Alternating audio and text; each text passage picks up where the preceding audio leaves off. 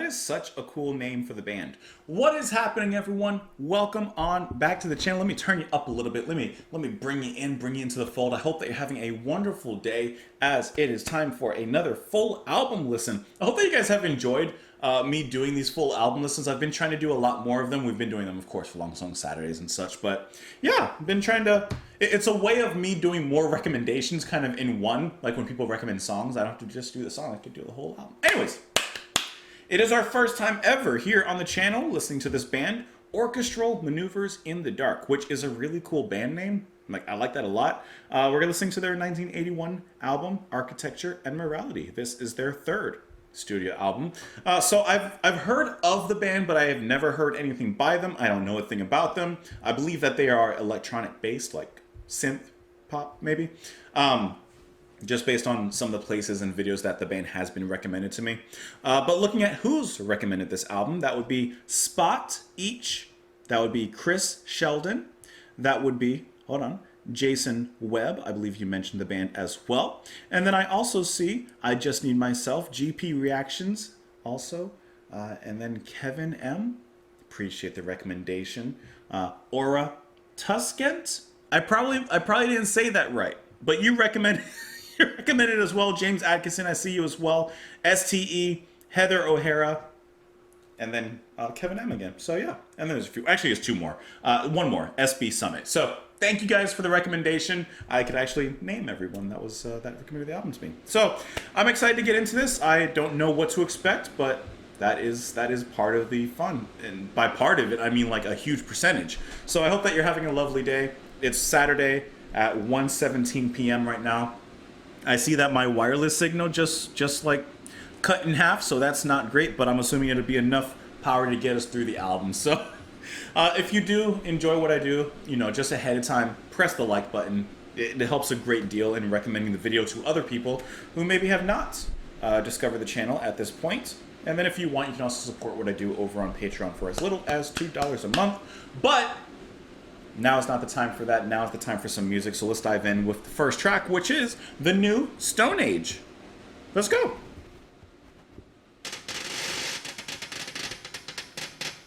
don't even know what that sound is.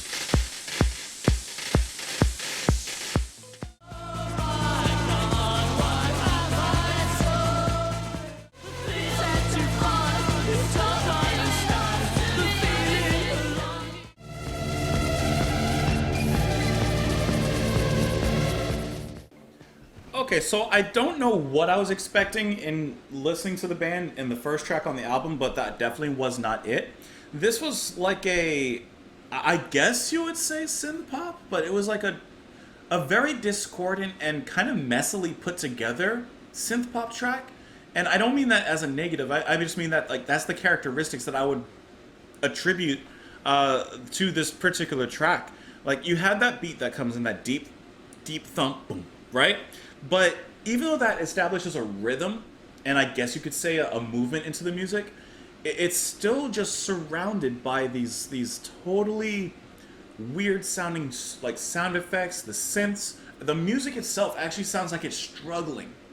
It sounds like a weed trying to break through the concrete of a sidewalk. You know what I mean? Like it just has this struggle sound to it. It's a little chaotic, it's a little messy, but it does establish a very unique atmosphere. And then you have these other synths that come in like undertones that just kind of sweep in from the back of the room and slowly move their way to the front of the room, like we heard there at the very end, which was really interesting. Whoever's singing on here, I mean, this is just a first listen. I've never listened to the band, so I don't know. It's just me speaking out loud, thinking out loud. I'm of course speaking out loud. The vocals reminded me a little bit of The Cure, but I like a little bit. I don't know if it's going to be Paul Humphreys or Andy McCluskey on the vocals on this particular track. Maybe it's both of them. I'm not sure. But I did like the vocals in here. Definitely very well matched into the music itself. As an intro track, this did set a certain landscape for what I'm kind of expecting the rest of the album to maybe follow. Maybe not. Have no idea, but it is kind of interesting. The new Stone Age lyrics. This is the room, this is the wall, this is the body I've been hoping for. These are the words I've been longing just to say. This is my goal, the aim of my life, this is the feeling they warned me about. Oh my God, what have I done this time? What have I done this time? I think that's kind of interesting. Describing a room, this is the room, this is the wall, these are the walls, this is the body I've been waiting for and hoping for, aiming in life. So maybe he's achieved certain things in his life, but he's saying what was the price of these things. Hence his reflection in the chorus, what have I done this time? The things that you've done, or I'm sorry, the things that you've done, you don't understand the feeling of longing, the failing that's gone. Real heart stop in the arms to be, everything shouting in the new Stone Age. So when I think of the Stone Age, of course, I think of a primitive time, and advancements have been made in technology and in society. But the new Stone Age is almost reverting back to that primitive time, that primivity. Is that even a word? Sounds like a word. And even in the end, he says, we'll start living in the real Stone Age. Like, we're not there yet, but we're about to be. So I think this is making certain progressions in a personal journey or in a society journey, but making certain progressions and then somehow reverting to a more primitive state, or something happens, some sort of regression. But I really like that, because even if you look at the album title, Architecture and Morality, you could draw a lot of comparisons, I guess, between the two. Architecture is a foundation of the physical dwelling of homes. It's the architecture of buildings, houses, etc. And it's like a foundation, artistic foundation from that. And architecture does change through times and through cultures. Morality also is a foundation of society, the same way architecture in a building and a home would be. And that also changes throughout time, throughout cultures, etc., etc. So I think there's a comparison to be made between the two, and I'm sure the band will do some sort of exploration within that deeper than I can go as we move forward. So with that being said, let's move forward, because I'm curious to hear where this goes from here. And that's going to be into the second track, She's Leaving. Let's go.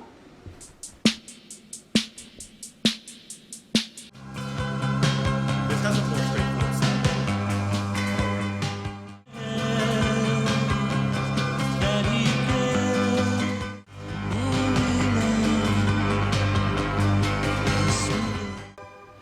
So She's Leaving.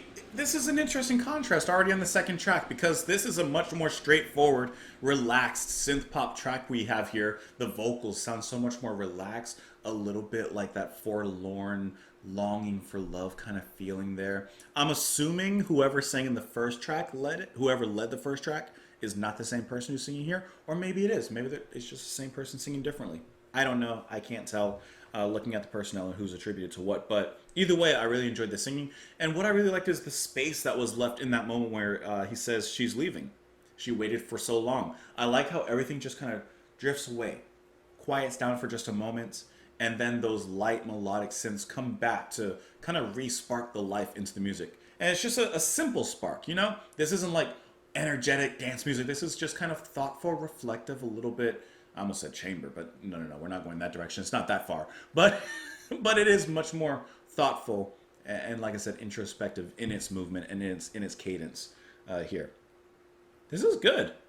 This is good. I'm enjoying this. And it is leading me to this level of curiosity. I'm like, okay, where is this going to go? The first track set a completely different sound than we got here. So I'm really curious to hear where the next track comes in after this. Every day a new start, a cheap affair, a sordid truth. We'll never learn to guide our hearts. We'll never learn, or we'll never find what we deserve. Interesting. So every day we're messing up. That's kind of what I'm reading. Every day we're messing something up. We never learn to guide our hearts. We never learn to go in the right direction. And then he says, we'll never find what we deserve. So he is saying that we deserve something good, a positive, a reward, but we'll never find that because we get lost in the noise of everything else. She's leaving, she waited for so long. She'd pretend that he'd cared, invent some tale just to gain his heart. But no more dreams, she didn't dare. She washed her hands of this whole affair. She said, I've tried, I'm done. That's it. But as she left, she gave her heart, abandoned hope, and turned for home. I thought I'd ask, and then again, the more we learn, the less we know. It's the conflict of knowledge. The more you learn, the less you know. So maybe he thinks he tried, and he learned his lesson in this relationship, but by the time he learned his lesson, by the time he gained that knowledge, he lost her. It was gone. Relationship's over. You lost, bro. Anyways, moving on to the next track, which is going to be Souvenir. I don't know why I said it like that. Souvenir? Just souvenir. Let's go. Speaking of which, this is a souvenir from Bainbridge. Anyways, let's go.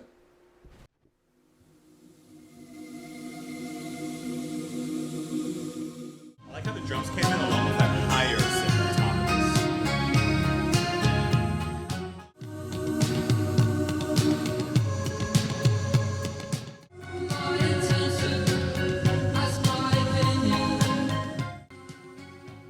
I mean, Souvenir. Souvenir were 3 tracks in, but that's my favorite track. I mean, I know we have plenty of others, but like Souvenir, oh, just I don't know. Order your daiquiri at the bar, walk it out to the beach, take a look at the fun, take a look at the sunset, put this on, put it on your boombox. Just relax. That's what this track is to me. This is just a daiquiri at the beach. This is just, oh, a margarita in the sun. Like, just chill. I'm loving the light. So palatable and fun, delightful synth sounds. The main melody. Dun, dun, dun, dun, dun, dun, dun, dun. And then you have the dun, dun, dun, dun, dun. You hear the bass in here as well. The vocals are light, heightened even, and just like float above everything. And the drums. I like the drum pattern, right, that came in, but then you have those extra drums that kind of come in and fill in between an already, relatively straightforward pattern. Just a nice little addition in there. Souvenir was a light drive down Sunset Boulevard. I don't know. That feels like Malibu to me. Never been, but like it just seems very relaxed and very sunny. That's a sunny day on an album. It's my direction, it's my proposal. It's so hard, it's leading me astray. My obsession, it's my creation. You'll understand it's not important now. All I need is coordination. I can't imagine my destination. My intention, ask my opinion, but no excuse. My feelings still remain. My feelings still remain. So the souvenir that he's talking about is perhaps a souvenir, an emotional souvenir that he's carrying from a previous relationship. I don't know. That's at least like the idea that I kind of get. Now, what I did think was interesting before I get into the notes for this track is that those vocal sounds. You know what it sounded like to me? It sounded like 1-2 from Brian Eno's Music for Airports. I know you've all listened to it. I did an album review of it a long time ago. But if you listen to 1-2, which is just like those vocal like all that, that's what it sounds like it's going on in the back there. Let's get into this. This one was the one of the singles, the first single actually released from this album. Looks like it peaked at number 3 on the UK singles chart, which was this is really impressive. Says that it remains the group's highest charting single in their home country, along with Sailing on the Seven Seas. It also reached top 10 in several other European countries there. It says that a tape consisting of slowed down loops of a choir, there you go, tuning up lent by Dave Hughes had been in the initial inspiration for the song. The composition was difficult, and the group were initially tempted to abandon the track. But obviously, they worked on it quite a little bit, and eventually got to it. It says here that frontman and co-founder Andy McCluskey was not a fan of the track. He said, "I think you can always make a better case for a song you've written on your own. But everyone seems to think I hated Souvenir just because it was Paul's song. Not so, I genuinely thought it was a bit soppy, and since I hadn't written it, I found it hard to relate to." That's kind of one of the interesting dynamics about a band. It's your creativity, but it's also you mixed with, a bunch of other people in your band and their creative outputs. And sometimes, your creativity and what you relate to may not be what they relate to, but, you write songs, etc., etc. I just think that's kind of an interesting dynamic within bands and stuff. It says here also, Cashbox named Souvenir as their top singles pick for the week in 1982, calling it an insidiously catchy and melodic synthesizer glissando. So there you go. Anyways, nice little track. Like I said, favorite on the album at the moment. Let's move on into the next one, which is going to be Sealand, which is also coming in at the longest track on the album, ending this particular side, which listen, I don't know. I'm just making a leap here. Is this a cover of Noise, Sealand? I don't know.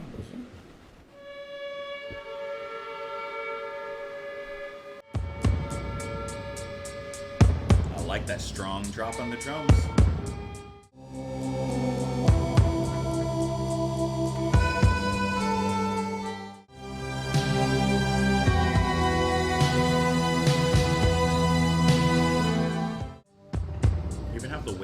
underneath.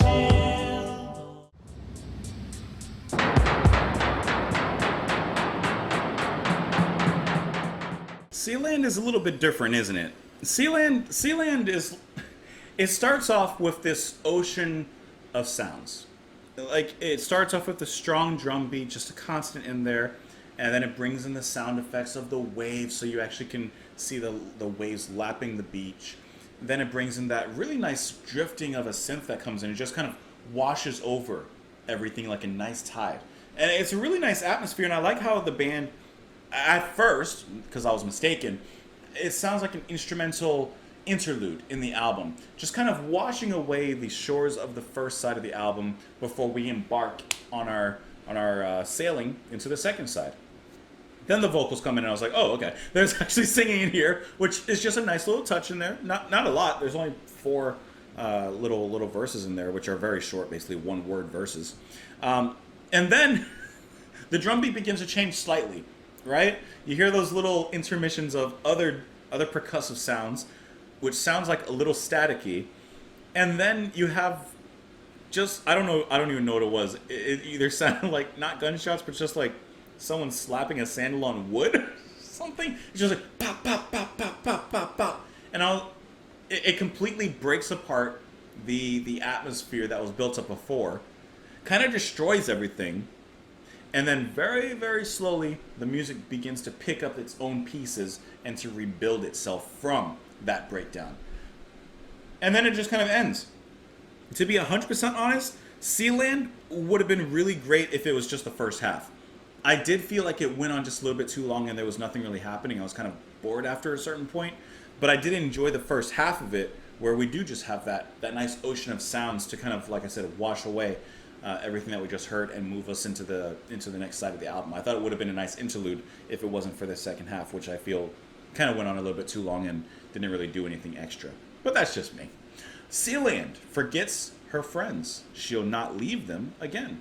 Mother, sister, and home, these arms fail you. So Sealand, I would imagine, is referencing a country or a place.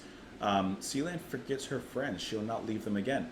So Sealand will never leave you. This place that they call home will never leave them and will always be there to open them. Yeah. I'm imagining. Maybe. I don't know. Let's see if we can find out some information here. We haven't read anything much about the album itself. Let me pull up some Control F and type in the name of the track here on the Wikipedia article. It says, Sealand was named after the Royal Air Force Sealand Base on the Wirral, although the song is actually about an oil refinery. Let me look at the lyrics again. I did not get, looking at the lyrics again, I'm still not getting oil refinery, but that's what it's about. According to the article, it is also a nod to the noise song, Sealand. Told you. So there's that. So let's see. Yeah, it looks like that's pretty much all the information for this particular track on the album. So with that, let us go ahead and look at the next side of the album, flipping it over, moving on to the next track here, which it says actually on the like article for the album that the next 2 tracks should kind of go together, apparently. So I'm gonna let the next 2 tracks go together, and it makes sense, you know, title-wise, since it's Joan of Arc and then Joan of Arc, Maid of Orleans. So I'll probably let those 2 go together. We'll just combine them. And yeah, we'll go ahead and do that. So we're halfway through the album. Hope that you guys are enjoying your time here. Hope you're enjoying yourself. You guys know, I gotta see how the viewership is. I gotta see who's watching at the halfway point. So what's behind you right now? What's behind you? Obviously, you can see what's behind me, but what's behind you? Put it down in the comments. Let me know, and then you can write your other comment as usual. But I just want to know what's behind you. I'm not spying on you. I'm just curious. Anyways, Joan of Arc. Let's flip over the album to the second side. Let's go.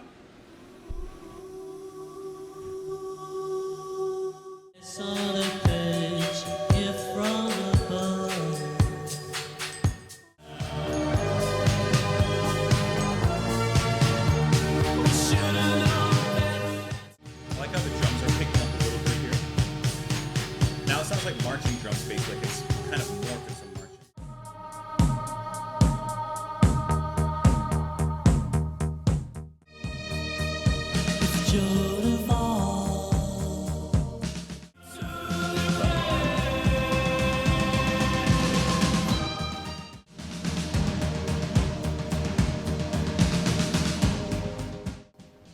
You know what's funny? Okay, just really quick because I feel like I'm gonna forget this point. The first track, just Joan of Arc, it ended with those marching drums, but it sounded like it was marching towards destruction, right? Which I'm just imagining marching towards her trial, okay, and eventual execution.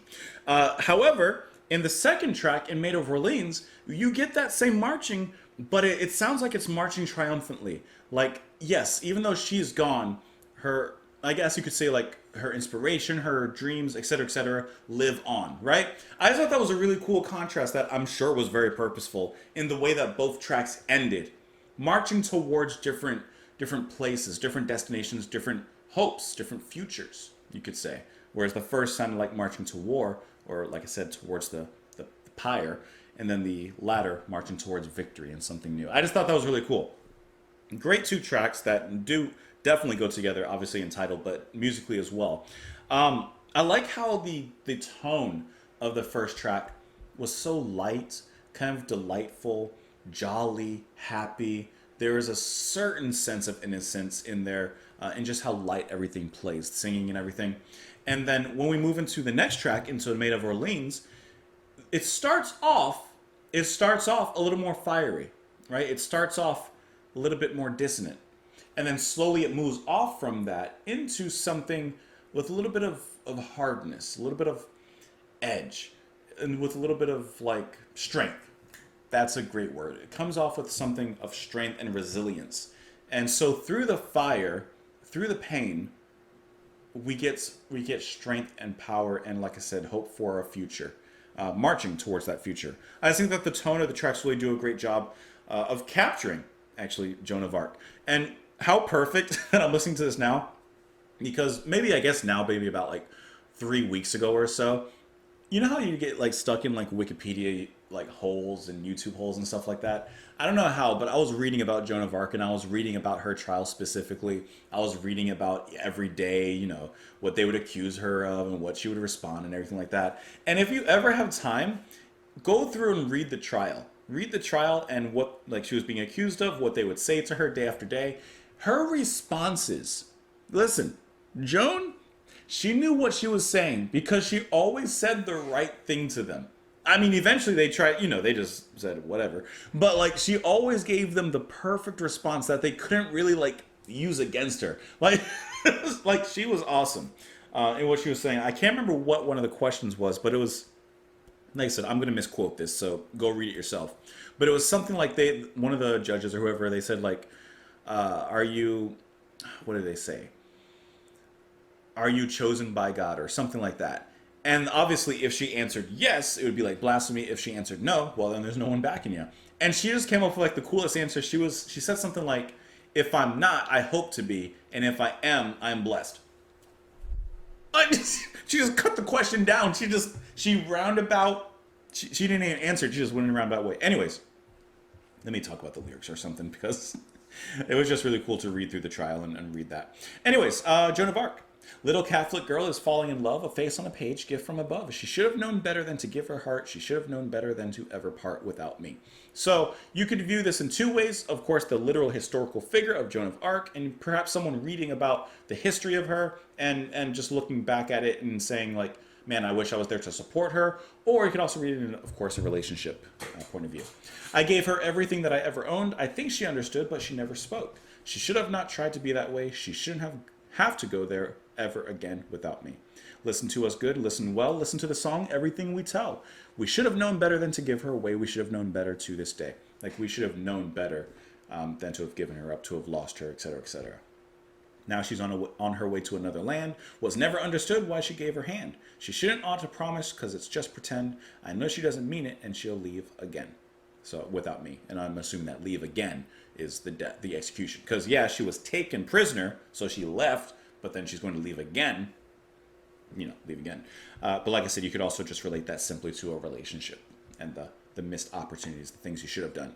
But like I said, the next track, the Maid of Orleans, is a lot more strengthened, and it has a little bit more passion behind it. It has a little bit more something behind it. And here it's more reflective. If Joan of Arc had a heart, would she give it as a gift to such as me who longs to see how an angel ought to be? He's kind of spinning some poetry there. If you read that, her dream is to give her heart away like an orphan along the way. She cares so much she offered up her body to the grave. So it's almost like an ode to Joan of Arc at this point in its reflection. It says here that Andy McCluskey did some remarks about the intro of the song. He says the intro was a problem for radio, and we did do edited versions where it was shortened. It's not meant to mean anything specific. It just set up a feeling to let the track grow out of the strange noises, and I think it sounded really well. I would agree. I think it sounded great the way that the music came out on the second track, and specifically how it grew out of that.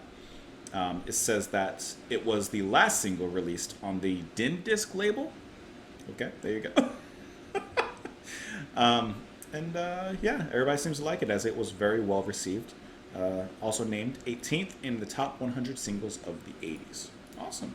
Let's go ahead and move on into the next track here, which is actually going to be the title track of the album, Architecture and Morality. Let's go. Almost sounds like the end of a tram ride, like you are at your destination.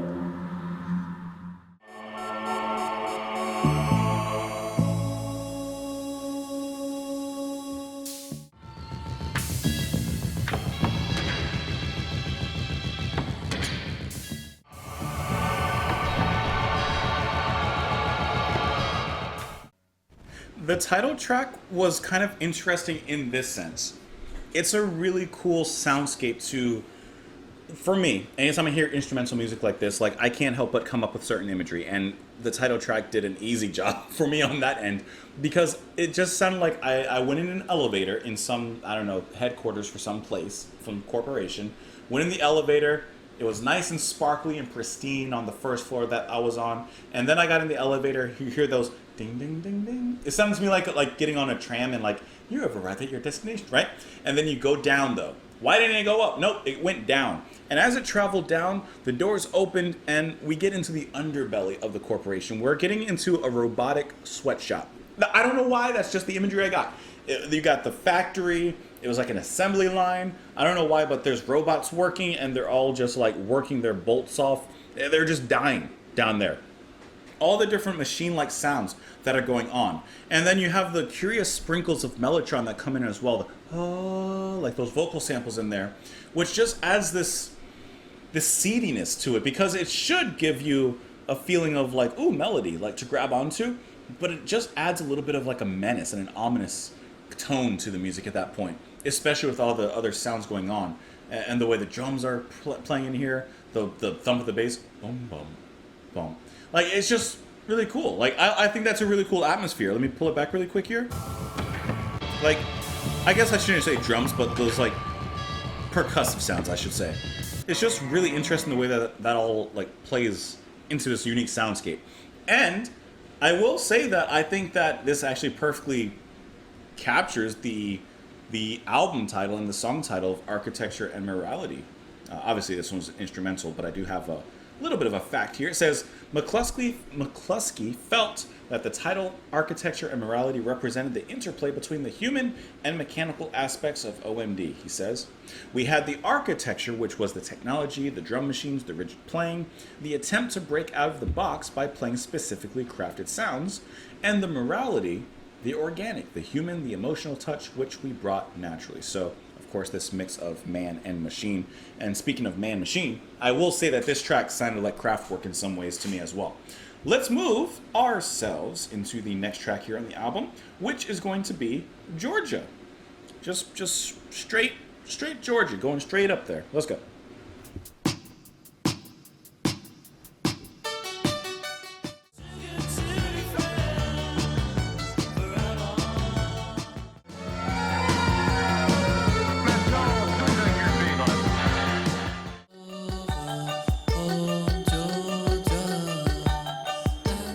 Okay, that was a bit of a shocking ending.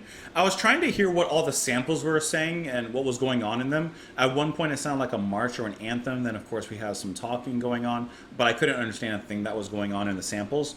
Regardless of that, the track starts off like 3/4 of its way. It's just a very bouncy, very fun, very zippy track. And then the very end, it turns into a little bit of something else, like that droning, that kind of droning synth sound, just kind of cutting off all the noise. And then speaking of cutting off, the music totally cuts off after what I can only say is like a gunshot or something. I don't know, that's what I'm hearing. I don't know what you heard, but it's just pop, and then that's it. Total and complete flatline. But before that, it was a very fun, like joyful kind of song, you know? So I'm curious because I'm assuming, I don't know, I'm assuming this is not about the state of Georgia, but the country of Georgia, and perhaps it has some meaning towards that in the music and why it cut off that way. I don't know. Well, here we go again, or here we are again. Too good to be friends, forever, forever. Well, look at what we've done. 3 to 3 rolled into 1, together, together. How can this be true? We thought we knew you, forever, forever. We will watch the morning star rising home over Georgia, dancing in the ruins of the Western world, blindfolds on, and we don't care. Okay, this is just what I'm thinking. I don't know the meaning of the song at all, but blindfolds on and we don't care. Blindfolds on because you're about to get executed, hence what we heard at the very end there. Let's see if we can find some information on this one, because I feel like there's probably, you know, like some meaning behind it that I don't see immediately. And I'm not getting any information actually clicking on Genius, see if there's anything on Wikipedia about this track. It does say that it's sample heavy. Yes, this is true. You are truthing. Actually, nothing else that I see over here. So I'm actually not quite sure what this one is about on that end, but I do feel like it has some possible meaning towards the country of Georgia. I don't know. I don't have the know-with-all on that particular subject, so can't say. However, what I can say is that we're moving on to the final track of the album, which is funnily titled The Beginning of the End, which I guess when we start that track, it will be the beginning of the end. So hope that you guys have enjoyed the journey with me. Let's go ahead and take our last step, our final departure into the last track. Here we go.